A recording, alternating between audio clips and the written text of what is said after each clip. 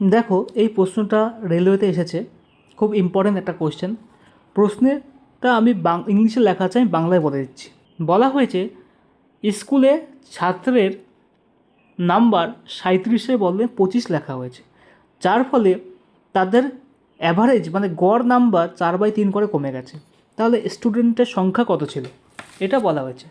যদি আমরা ধরি স্টুডেন্ট সমান সমান এক্স ধরি, স্টুডেন্ট সমান সমান এক্স ধরি, যদি 4/3 করে একজনের কমে, তাহলে এক্সজনের টোটাল কত কমবে? ইন্টু 4/3, 4/3 কমবে। তাহলে 4x/3 এত নাম্বার কমেছিল, প্লাস যখন যে নাম্বারটা আমি ভুল লিখেছি সেটা যখন যোগ করে দেব, তাহলেই তো আমাকে টোটাল নাম্বার কত হবে? 37 দাঁড়াবে গিয়ে, তাহলেই আমার টোটাল নাম্বার 37 দাঁড়াবে।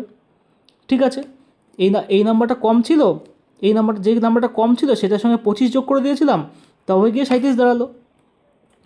এবার দেখো আমরা কি করছি। এবার দেখো আমরা লিখতে পারি যে 4x/3 সমান সমান 37 মাইনাস 25, তা দাঁড়াচ্ছে কত? 12। তাহলে এই 4x/3 সমান সমান 12 দাঁড়াচ্ছে। তখন আমরা কি করলাম, যে 4 দিয়ে 12কে কেটে লিখলাম 3, 3 4 12, তাহলে x সমান সমান 9। তাহলে আমাদের স্টুডেন্ট সংখ্যা আমরা ধরেছিলাম x, তাহলে আমাদের স্টুডেন্ট সংখ্যা ছিল 9 জন। বোঝা গেল? একদম সিম্পলভাবে অঙ্কটা হলো।